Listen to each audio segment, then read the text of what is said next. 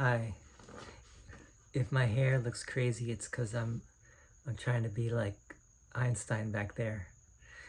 Um, we are going to be reading once again from this masterpiece, spiritual masterpiece, A Course in Miracles, that just might be what you've been looking for all your whole life. Some have called it the Philosopher's Stone. I would concur with that, which is why I'm doing this. And right now we're on chapter 7, The Gifts of the Kingdom. And this section is called Healing as the Recognition of Truth. So this is section 4 of chapter 7, Healing as the Recognition of Truth. Truth can only be recognized and need only be recognized. Inspiration is of the Holy Spirit, and certainty is of God according to his laws. Both therefore come from the same source, since inspiration comes from the voice for God, and certainty comes from the laws of God. Healing does not come directly from God, who knows his creations as perfectly whole. Yet healing is still of God, because it proceeds from his voice and from his laws. It is their result in a state of mind that does not know him. The state is unknown to him and therefore does not exist, but those who sleep are unaware. Because they are unaware, they do not know. The Holy Spirit must work through you to teach you he is in you. This is an intermediary step toward the knowledge that you are in God because you are part of him. The miracles the Holy Spirit inspires can have no order of difficulty because every part of creation is of one order. This is God's will and yours. The laws of God establish this, and the Holy Spirit reminds you of it. When you heal, you are remembering the laws of God and forgetting the laws of the ego. I said before that forgetting is merely a way of remembering better. It is therefore not the opposite of remembering when it is properly perceived. Perceived improperly, it induces a perception of conflict with something else, as all incorrect perception does. Properly perceived, it can be used as a way out of conflict, as all proper perception can. The ego does not want to teach everyone all it has learned because that would defeat its purpose. Therefore, it does not really learn at all. The Holy Spirit teaches you to use what the ego has made to teach the opposite of what the ego has, quote unquote, learned. The kind of learning is as irrelevant as is the particular ability that was applied to the learning. All you need do is make the effort to learn, for the Holy Spirit has a unified goal for the effort. If different abilities are applied long enough to one goal, the abilities themselves become unified. This is because they are channelized in one direction or in one way. Ultimately, then, they all contribute to one result, and by so doing, their similarity rather than their differences is emphasized. All abilities should therefore be given over to the Holy Spirit, who understands how to use them properly. He uses them only for healing because he knows you only as whole. By healing, you learn of wholeness, and by learning of wholeness, you learn to remember God. You have forgotten him, but the Holy Spirit understands that your forgetting must be translated into a way of remembering. The ego's goal is as unified as the Holy Spirit's, and it is because of this that their goals can never be reconciled in any way or to any extent. The ego always seeks to divide and separate. The Holy Spirit always seeks to unify and heal. As you heal, you are healed because the Holy Spirit sees no order of difficulty in healing. Healing is the way to undo the belief in differences, being the only way of perceiving the sonship as one. This perception is therefore in accord with the laws of God, even in a state of mind that is out of accord with his. The strength of right perception is so great that it brings the mind into accord with his, because it serves his voice, which is in all of you. To think you can oppose the will of God is a real delusion. The ego believes that it can, and that it can offer you its own quote-unquote will as a gift. You do not want it. It is not a gift. It is nothing at all. God has given you a gift that you both have and are. When you do not use it, you forget that you have it. By not remembering it, you do not know what you are. Healing, then, is a way of approaching knowledge by thinking in accordance with the laws of God and recognizing their universality. Without this recognition, you have made the laws meaningless to you. Yet the laws are not meaningless, since all meaning is contained by them and in them. Seek ye first the kingdom of heaven, because that is where the laws of God operate truly, and they can operate only truly because they are the laws of truth. But seek this only because you can find nothing else. There is nothing else.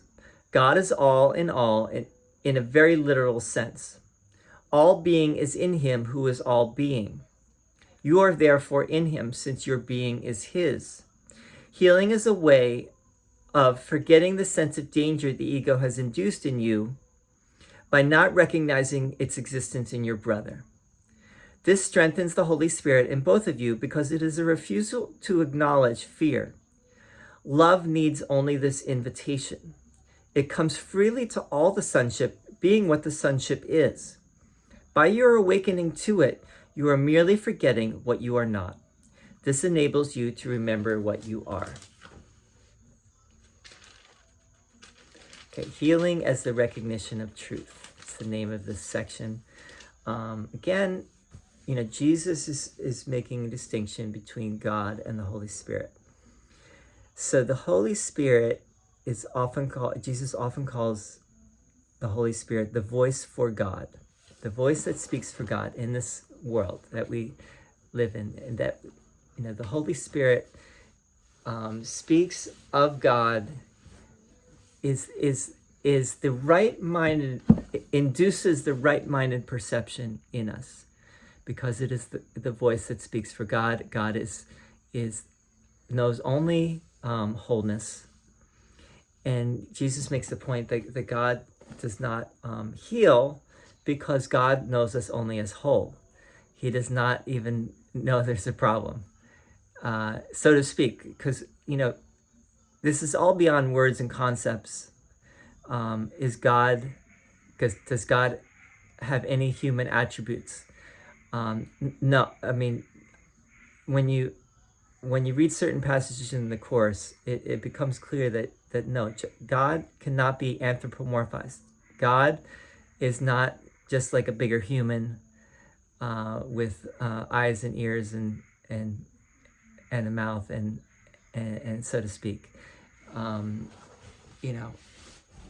God is. You can't really talk about what God is, but you can.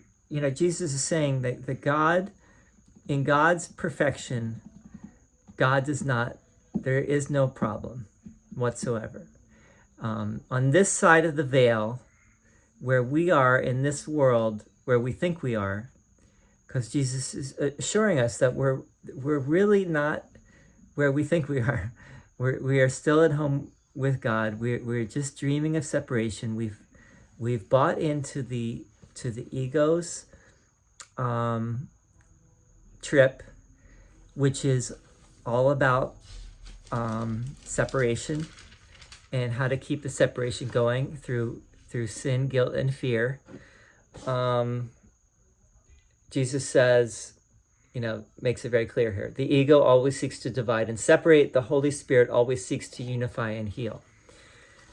So if we follow the Holy Spirit, we bring our minds into that right-minded perception where we see everything clearly and correctly. We see everything as, or at least we start to see everything as it truly is. And the more that we are able to do that, and the more consistently we're able to do that, we prepare the way, so to speak, for the experience once again of God, which is beyond this world, beyond the body, beyond the world, beyond concepts, constructs, ideas, thoughts, words. And what else do we want to say here?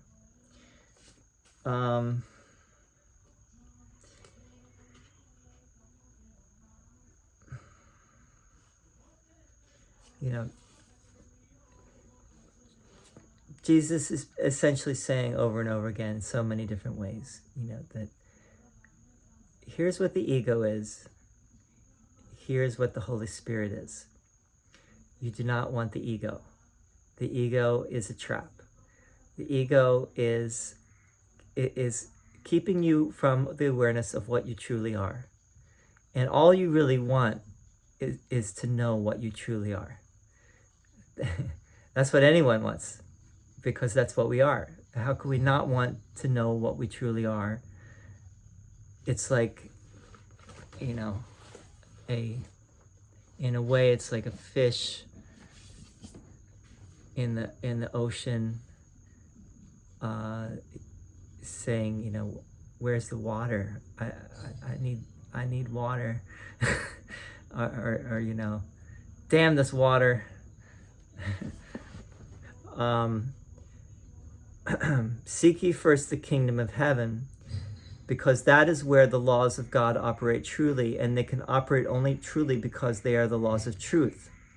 But seek this only because you can find nothing else. So don't seek for nothing. Let nothing detain you. The ego is nothing. The ego is just a false idea of what we are.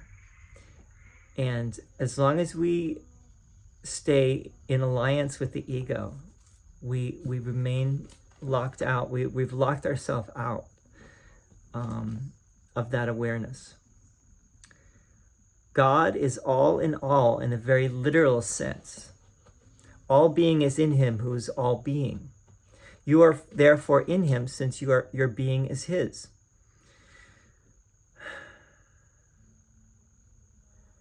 And now the way to recognize what we are again is by recognizing it in our brother or in the other.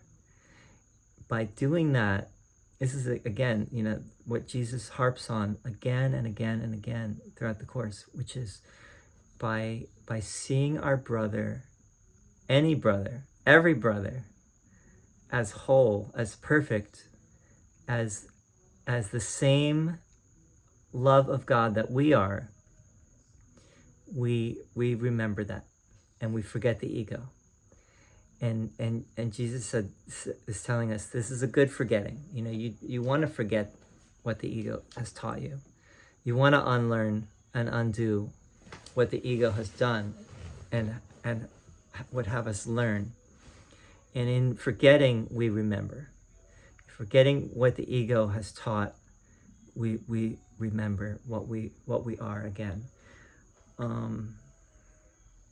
When we see our brother that way, they also see themselves that way, and they remember too. And in that remembrance, and in there's strength in numbers, so to speak.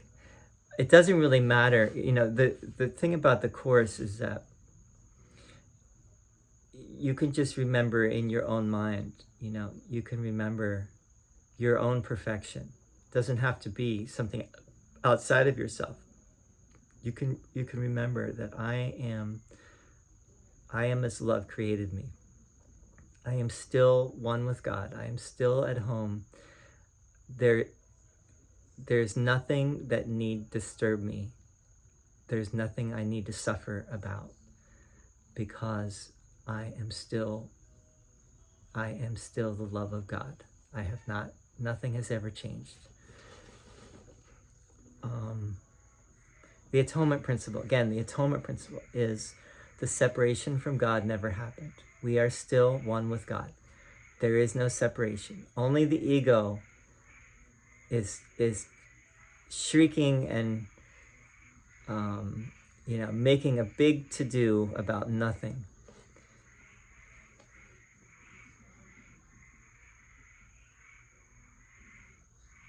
So we forget what we are not, so that we might remember again what we are and what we've always been. And I think that's good for this little section. Thank you so much for listening in and listening to your heart. And we'll see you again very soon.